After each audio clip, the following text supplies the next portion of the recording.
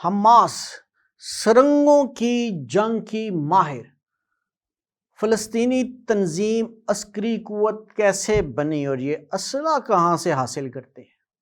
ناظرین، میں ہوں زید ملک اور آپ دیکھ رہے ہیں پروگرام سراغ رساں۔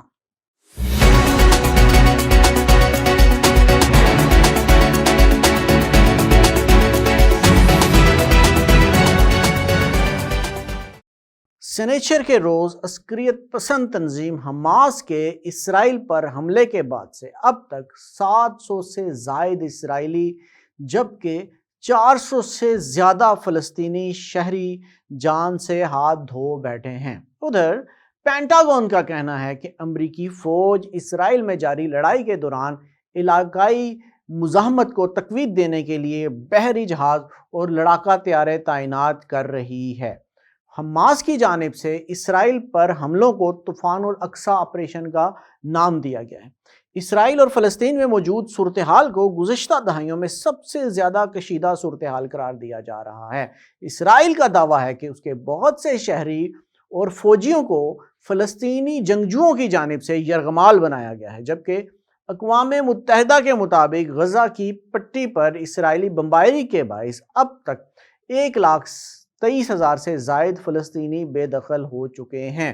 اس رپورٹ میں جو میں ابھی آپ کے سامنے پیش کرنے لگا ہوں، اس ریسرچ رپورٹ میں آج یہ جائزہ لینے کی میں کوشش کروں گا اور بتانے کی کوشش کروں گا کہ حماس بیسیکلی یہ تنظیم، اس کی بنیاد کیسے پڑی، یہ تنظیم ہتھیار کہاں سے حاصل کرتی ہے، اس کے پاس موجود راکٹ اور میزائل کس صلاحیت کے حامل ہیں۔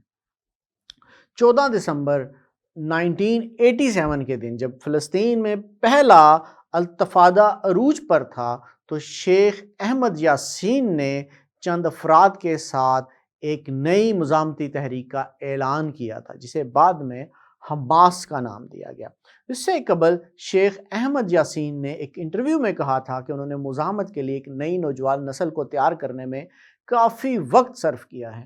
شیخ احمد یاسین، جنہیں کئی برس بعد اسرائیل نے شہید کر دیا تھا، اس وقت ادھیڑ عمر اور معذور تھے۔ اگر آپ کو یاد ہو تو ویل چیئر پہ وہ رہا کرتے تھے اور بہت دفعہ میڈیا کے اوپر آتے تھے۔ ان کے اس اعلان پر شاید اس وقت بہت سے لوگوں نے دھیان نہیں دیا تھا کہ ایک معذور، ایک بوڑھا شخص جو ہے، اس کی جو باتیں ہیں وہ مطلب کتنی زیادہ مستند ہو سکتی ہیں، وہ اس سے صرف ایک گپ کی ہی حیثیت دیتے تھے۔ لیکن اس تحریک کے قیام کے اعلان کے بعد حماس کے عسکری ونگ کی بنیاد رکھی گئی۔ تاہم اسرائیلی فوج کے خلاف پہلا آپریشن 2 سال بعد ہوا۔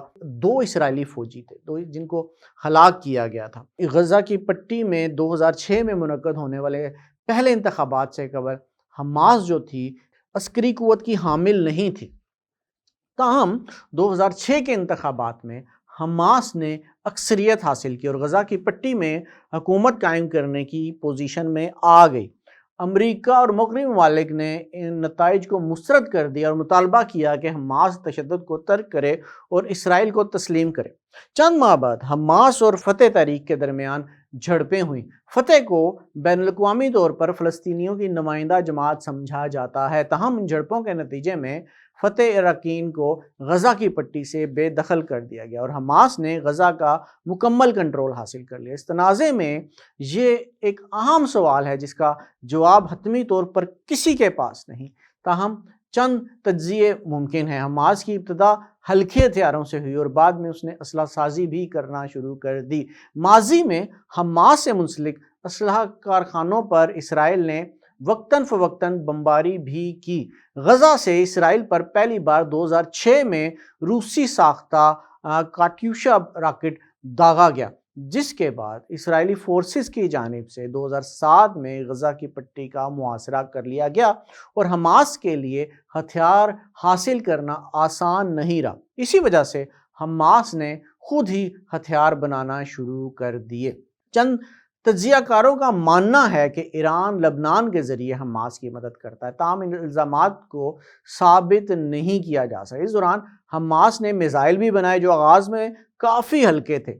چند فلسطینی سیاستدانوں نے مطالبہ کیا کہ حماس کو اسرائیل کے رد عمل جو فضائی بیماری اور زمینی حملوں کی شکل میں ہوتا کی وجہ سے میزائلوں کا استعمال ترک کر دینا چاہیے۔ سن 2007 میں حماس کی جانب سے ایک نئی طرز کی جنگی حکمت عملی سامنے آئی جسے ٹنل یا سرنگ کی جنگ کہا گیا، اور چند ہی برسوں میں حماس نے سرنگوں کا ایک پیچیدہ اور مربوط نظام بنایا جو غزہ کو مصر اور دیگر علاقوں تک رسائی فراہم کرتا ہے۔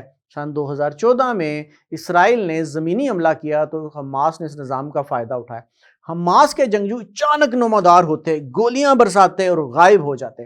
اسرائیل نے اس نظام کو تباہ کرنے کی کوشش کی لیکن یہ اتنا آسان نہیں تھا۔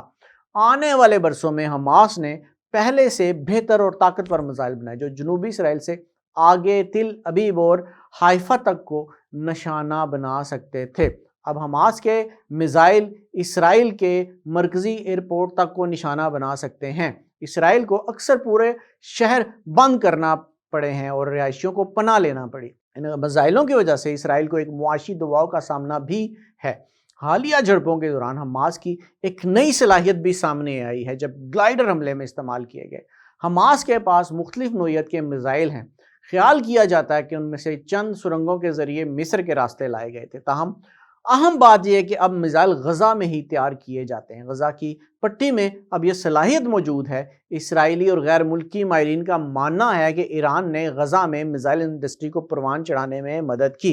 حماس کے پاس مختصر فاصلے تک مار کرنے والے میزائل قسیم بڑی تعداد میں موجود ہیں جو 10 کلومیٹر تک داغے جا سکتے ہیں۔ القدس نامی میزائل 16 کلومیٹر جبکہ گراڈ میزائل سسٹم اور سجیل میزائل 55 کلومیٹر تک داغا جا سکتا ہے۔ اس کے علاوہ حماس کے پاس اب طویل فاصلے تک مار کرنے والے میزائل بھی موجود ہیں جن میں الفجر 100 کلومیٹر جبکہ چند میزائل 120 سے 200 کلومیٹر کی رینج رکھتے ہیں۔ یعنی حماس کے پاس ایسے ہتھیار موجود ہیں جو یروشلم اور تل ابیب تک کو نشانہ بنا سکتے ہیں۔ پہلے کالیوشا راکٹ سے نئے ڈرون تک حماس کی عسکری صلاحیت ایک آئس برگ یا برفانی تودے جیسی ہے، یعنی جو دکھ رہا ہے اس سے کہیں زیادہ چھپا ہوا ہے۔ تو ناظرین، اس ساری بات سے آپ اندازہ لگا سکتے ہیں کہ اس وقت کتنی صلاحیت حماس حاصل کر چکی ہے، اور اس سے ذرا یہ بھی اندازہ لگانا آسان ہو جاتا ہے کہ حماس آگے کیا کر سکتی ہے۔